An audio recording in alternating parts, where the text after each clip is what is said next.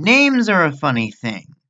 They're how we identify people, objects, and even ourselves. They're a way of vocalizing someone or something's identity, yet we often take them for granted, especially in fiction.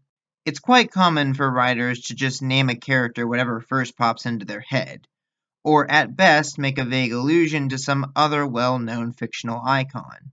However, most names have meanings, and I find that looking into those meanings can offer an extra layer of insight to a character, from their role in their story to their personality.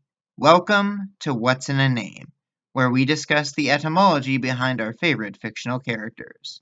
Today's episode, Hikari, from Octopath Traveler 2. Hikari Ku is the Prince of Ku, a desert nation in Celestia heavily inspired by Japan. Hikari is one of the 8 main playable characters in Octopath 2, serving as this game's rep for the warrior class like Ulberich did in Octopath 1. And yes, his surname is the same as the nation he comes from. I guess that's just how the royal line works there.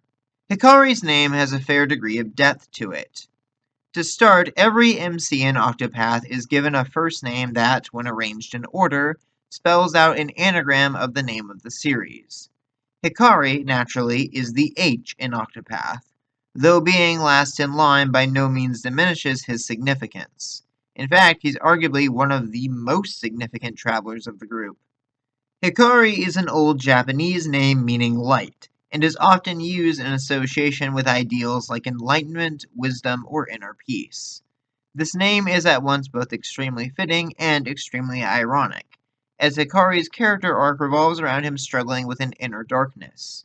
If it weren't obvious, we'll be delving into some heavy spoilers here, so take that as your first and only warning. See, Hikari is descended from the bloodline of Darkest, an archmage responsible for nearly unleashing the wicked god Vide on the world long ago.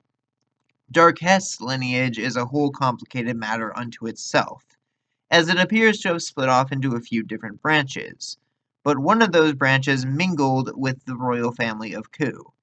This resulted in 2 of its princes being born with the power of shadow in their veins, and it was especially potent in Hikari.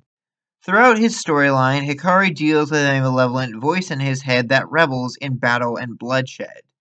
The voice proclaims itself to be Hikari's true nature, though in actuality it's more likely a manifestation of Vide trying to goad Hikari into becoming its vessel. Whatever the case, this inner voice can be heard loudest when Hikari is in the midst of battle, always threatening to take control and reduce the prince into a mindless killer. It's a literal inner demon that he has to constantly keep in check, lest he become a bloodthirsty tyrant like his elder brother Mugen. Hikari's latent skill, Shadow's Hold, lets him channel that malevolent power for a time when he's in a pinch, but it's clearly not pleasant for him. Luckily, Hikari is able to manage it much better than his brother thanks to his mother's guidance, as well as her blood. See, it's heavily implied that Hikari's mother was a descendant of the Lumina family, who carry the power of Darkest's rival Call in their veins. In other words, Hikari inherited not only the power of night, but also the power of dawn. This, along with Hikari's own strength of will, is enough for him to push back against the Shadow's influence and eventually overcome it during his final battle. After a mental duel with his other self, Hikari turns his latent skill from Shadow's Hold to Light's Radiance. It functions pretty much identically to how it did before, which I've always felt was a little bit of a shame, but the point is clear. With a calm mind and a compassionate heart, Hikari is able to wield the strength in his veins not to simply crush his enemies, but to protect that which he holds dear. He really does achieve a sort of enlightenment, and uses that awakening to lead Ku to a better future. Speaking of which, the name Ku may also hold some significance. Now, this might be a coincidence, but Ku is the name of one of the 4 great gods of Hawaiian mythology, specifically the god of war and battle. As Mugen says, the clan of Ku and Octopath rose to prominence through conquest, raising their kingdom upon the corpses of their enemies. Now, Hawaiian myth is not my area of expertise, and Ku being a god of war is something of a simplification based on my limited understanding of the topic. but it certainly does track.